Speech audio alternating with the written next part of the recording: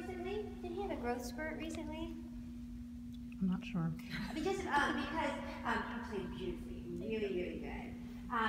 You're crunching the instrument quite a bit, and the reason why you're doing that is because of your bow arm, which I am guessing you had a growth spurt, and no one has noticed, and so there is, the way that we play on string instruments is when you're at the frog, you do whole arm until you get about halfway through the bow, and then you straighten out the arm.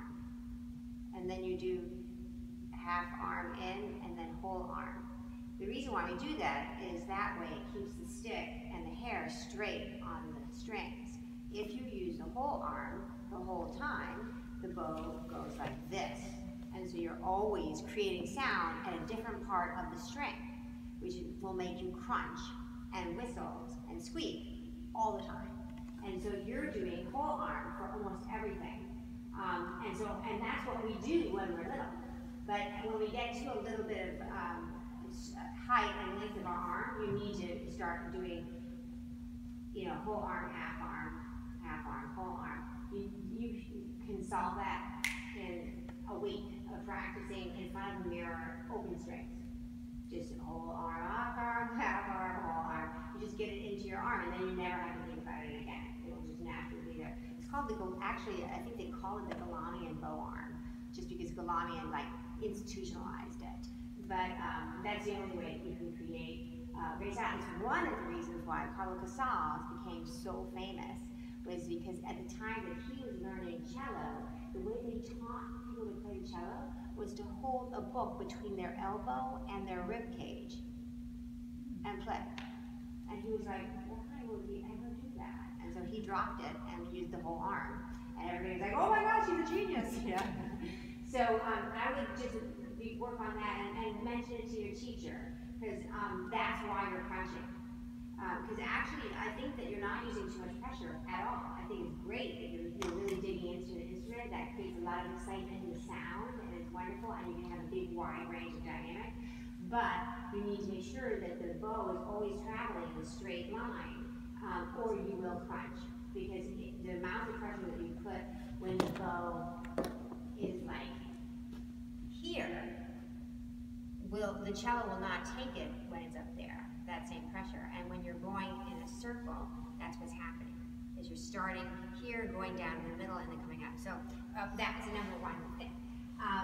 And then the other thing that I noticed off the bat, and I'd love to encourage you at 12 years old, is like you have such a great smile. Thank you. And you seem so joyous and happy. And then you started playing the piece and you were very sorrow.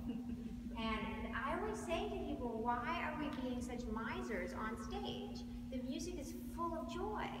It's full of love, really. For me, I feel like that I have always felt, I don't know why, I'm weird, but I've always felt that the stage is the safest and most perfect place in the world. Because it's the one place that A, you can create the world as beautifully as you can imagine it, and nobody can ruin it as long as you're on stage. And the other thing, which is incredible, is the transformative nature of music and of performance. You can take ugly experiences that happen to you, and through the music, transform them into something unbelievably beautiful.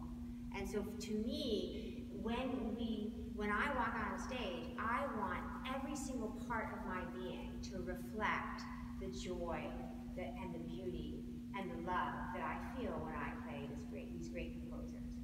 And I have to tell you that it is astonishing how often people come up to me and say, it just was like the most moving thing for me to see, because it was so enjoyable to see. You were enjoying it so much, so I enjoyed it more because you were having such a good time. And I think that like so often you see people get up there and they look like they're in pain, and they look like they're so not enjoying themselves, so that I don't enjoy myself because I get worried about them. I think, what's wrong? Are they sick? Are they hurting? Are they scared? Maybe I can help them, So you have such a great smile, and you just seem like you're a very happy kid. Allow that. This piece, Haydn C major, it is not full of angst and pain like the Smetana. It is full of joy and sparkle and beauty. So allow that to just permeate your whole being, okay? And the only other thing that I would say to you, because other than that, you really seem to have a really clear feeling for it. Just a little bit, I would think about trying to, you're playing it on the spectrum of classical music, you're playing it very close to the Romantic era, your style, and I would pull it back a little bit more into Haydn's period of time. So, like when you start, you know, all like Haydn, Mozart, they have to feel like you're dancing on the tips of your toes, and you're so light. You don't want to like Brahms is like rooted in the ground, but Haydn and Mozart are all on the tips of your toes and just dancing. And so when you go yum yum ba, yum, so you go yum ba, that's Brahms, not Haydn. So yum yum ba, yum yum. You want to have that dancing sort of lifting up feeling, and then I think other than that, I think you were doing great. But I would just get a little bit more of the sparkle and the lightness of Haydn. And by the way, it's great that you're playing Haydn too, because they called Haydn Papa Haydn because he was such a good-natured man, and always smiling and always laughing and always joking. So it's perfect for you. Because look at that smile. Isn't that smile just like making you feel like, oh, everything's going to be okay. We're going to hear some good music and it's going to be fun. You know, so that's great. But so other than that, just like try to create a little more air in the phrases. There's always like, it always seems like Haydn, Mozart, you always want to feel like it's always like bouncing up in the air, and you don't want to hear, you know, really thick bows, like legato bows. There's always like a little bit of an air in the sound, and a little bit of bounce in the way the bow is attacking the instrument. It's only once Beethoven you start to slowly get into that really juicy, thick, sort of in the string, rooted in the ground kind of expression. So, but other than that, I think you were great. So it was really good.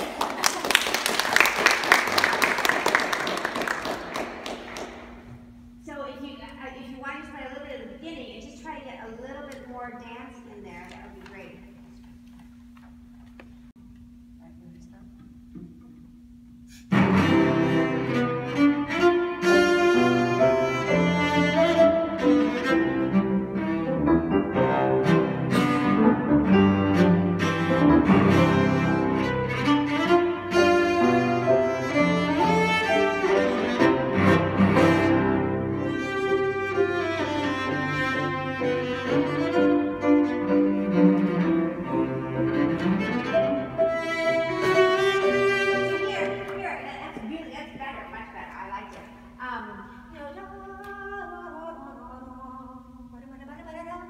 It's almost like a little scurrying thing. You don't want to hear, but you know, it's so good. This is your first actually expressive passage. Up until then, it's more, you know, militaristic. And so,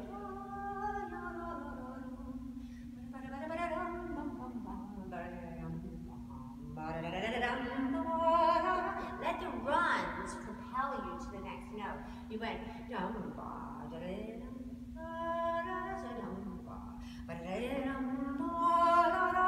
it's like an opera singer coming out onto the stage. Those runs are what propels you to the expressive note. Do you know what I mean? Mm-hmm. Yeah, great. Yeah, right. Just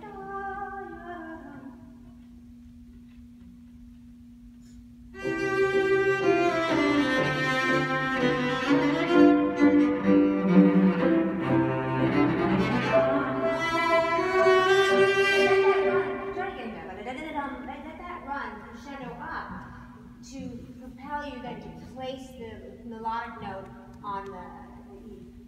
Yeah.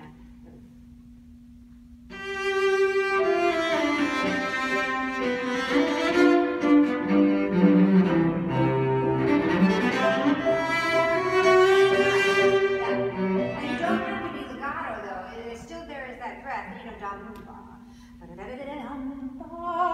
instead of, you were doing either, you were going to which doesn't make sense, or that's Ross, not Haydn. So it's a combination of the both.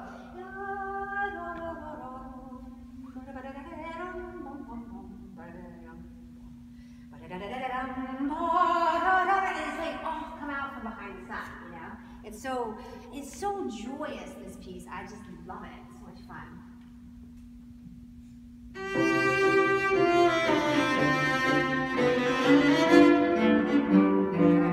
Sorry.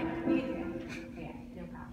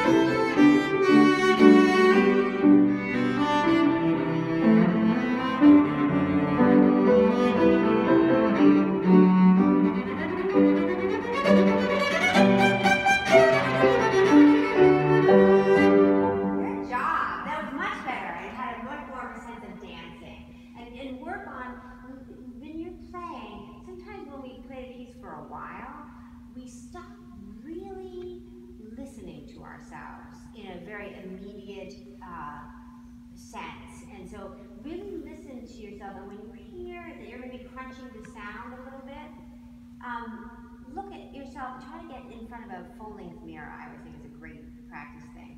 And just see what you're doing. Where is your bow when you're crunching? And do I really need to push that hard on that note? Is there a way to create power and sound without the crunch? You know, I always think it's better to err on the side of a little too much crunch than on the side of a little bit too much soft. But because it's easier to pull back from the crunch than it is to add power if someone doesn't have it. But so I think you have plenty of power. So you just need to start listening a little bit more alertly and more in the really what you're doing exactly at that moment. Listening to, oh, that sound was maybe a little too crunchy. And then just sort of try it again and say, oh, what was I doing that made that so crunchy? And then I'm pretty sure you'll notice your bow is not in the right place. And then also remember, you just don't need to put so much power on a note, you know.